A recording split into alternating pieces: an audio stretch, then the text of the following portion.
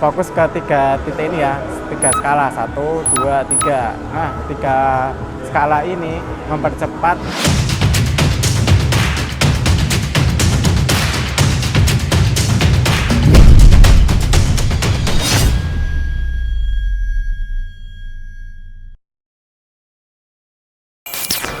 sobat setia Candi Elektronik Indonesia. Nah, kali ini bertemu lagi nih sama saya Mehmet atau Rohmat ya.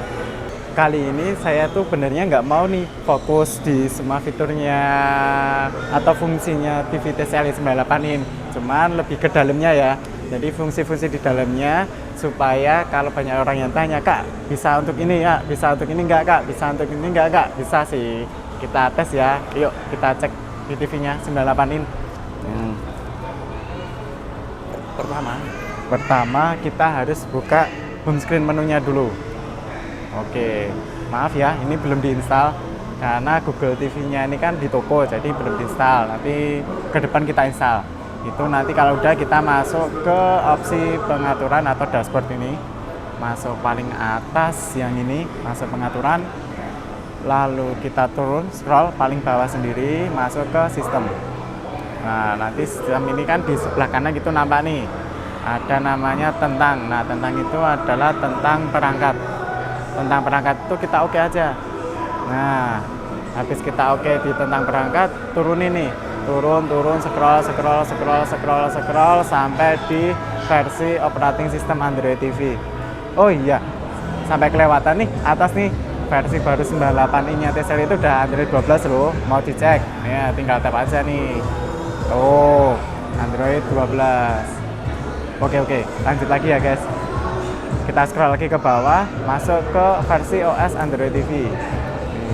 Kita klik aja 1, 2, 3, 4, 5. Nih, sampai tulisannya ini muncul nih. Opsi developer sudah muncul. Nah, kayak gini ya. Atau sekarang Anda sudah menjadi pengembang, opsi pengembang. Lalu udah kita back kembali.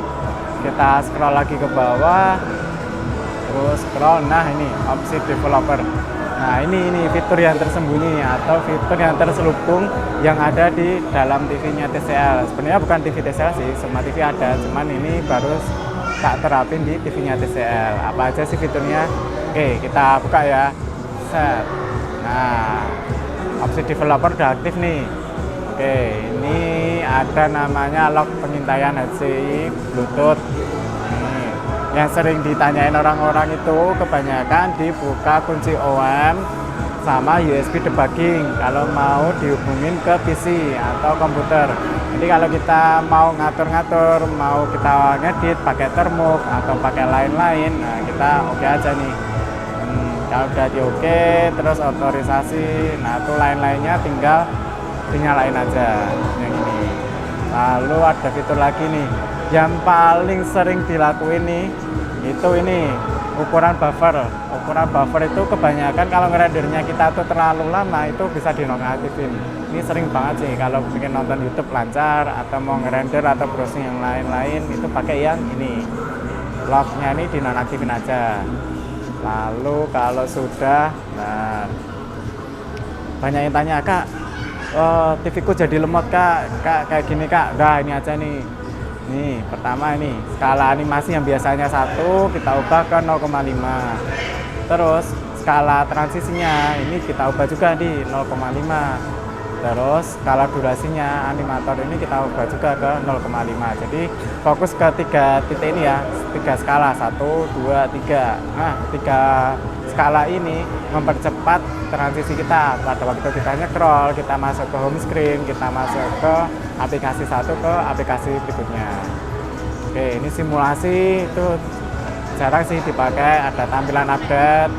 Oh, selain ini ya, ini debug itu untuk GPU, ada lagi operasi GPU non kontak. Nah, ini banyak sih kalau anak-anak gaming di handphone itu biasanya dipakai juga, atau nanti kalau mau main, mau memperhalus kualitas gambarnya pakai ini OpenGL. Cuman aplikasinya yang mendukung OpenGL juga ya, nanti gambarnya itu dipaksain ke 4 kali MSA, jadi gambarnya halus banget loh, lebih detail, lebih halus. Bisa diaktifin, bisa dinonaktifin. Lalu ini ada rute, ada rekam audio, persis sih kayak di handphone kayak gitu. Ini jejak OpenCL, cuman nggak usah diaktifin.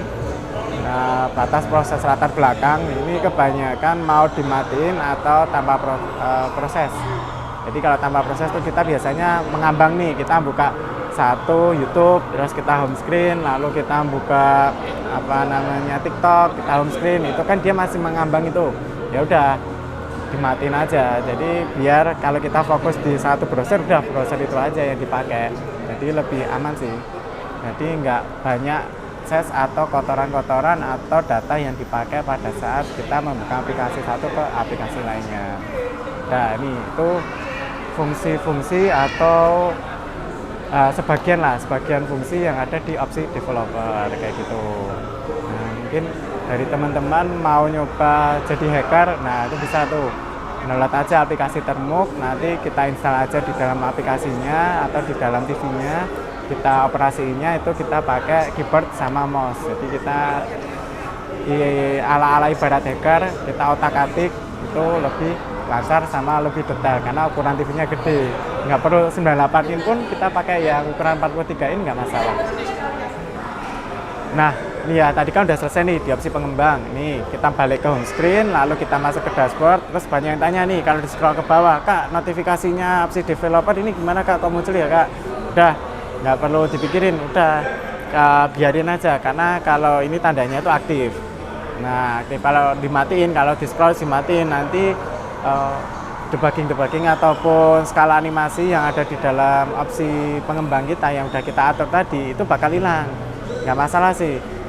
Nih, banyak kan di handphone pun yang basicnya udah Android sering banget dipakai, apalagi anak-anak gaming itu sering banget pakai yang pakainya opsi developer. Memang fungsinya itu lebih enak. Fungsinya itu apa ya? Mempercepat kinerja. Jadi lebih los, lebih cepat, lebih smooth. Nah, kalau transisi kayak gini, perpindahan lebih cepat karena skala animasinya udah diubah. Nah, kayak gitu. Nah, kayak gini tanyain lagi, udah dibiarin aja, nggak perlu takut karena kalau opsi developer itu aktif ya udah aman itu Kak. Yang penting opsinya udah nyantol. Kalau ditanyain lagi, Kak, opsi developerku hilang kemarin di otak-atik adik anak, yaudah munculin lagi, nanti masuk ke sistem, masuk ke tentang, scroll paling bawah, pilih versi OS, klik terus sampai nanti muncul opsi pengembangnya. Kalau opsi pengembang udah muncul, dikembali, nanti di scroll lagi ke bawah, nah udah muncul lagi. Jadi nggak perlu bingung, nggak perlu takut. Nah, nanti kalau udah masuk ke PC, itu udah banyak banget penjabarannya. Kita masuk ke PC, mau masuk ke developer, terus masuk USB debugging, mau masuk LADB, mau masuk set edit, mau masuk Termux, mau jadi hacker. Nah, ala-ala hacker gitulah, itu bisa sih. Nggak perlu ala-ala hacker, itu kalau kita udah masuk ke Termux, kita ngedit, kita setting, itu bisa sih. Jadi kita bisa memanipulasi yang namanya root system. Banyak kan root system itu kan dikunci tuh, root system. Nah, itu kita bisa ngakali sama ibaratnya Termux. Nah, Termux itu buat ngakali supaya ibaratnya itu TV kita itu seolah-olah kayak di root. Jadi kita bisa memasukkan aplikasi, kita bisa masukkan istilahnya lain-lain yang ke dalam TV-nya itu. Udah, itu sih untuk saat ini itu dulu ya. Nanti fitur-fitur lainnya atau fungsi-fungsi lainnya kita share di episode berikutnya atau konten video berikutnya. Bagi kalian yang ingin tanya-tanya, Kak mau fitur ini, Kak mau tanya tentang elektronik ini, Kak mau tanya tentang fungsi ini, terus TV ini, TV itu, atau apapun yang berhubungan atau berkaitan dengan elektronik, jangan lupa nanti tulis ya di kolom komentar. Nah, habis tulis di kolom komentar, nanti kalau kakak mau kunjungan ke toko pun nggak masalah. Tokonya Candi itu ada banyak sih, ada 5 nih, ada 5. Ada Candi Elektronik yang cabang Kartosuro, Candi Elektronik yang di Samira di Solo itu ada 2, itu yang ada di depan Grand Mall, sama yang di depan McDonald Ngarsopuro, yang pusatnya anak muda kalau malam-malam buat jalan-jalan, Candi Elektronik cabang Seragen dan Candi Elektronik Sukoharjo. Nah, udah sampai sini, salam elektronik, Candi Elektronik termurah, terpercaya.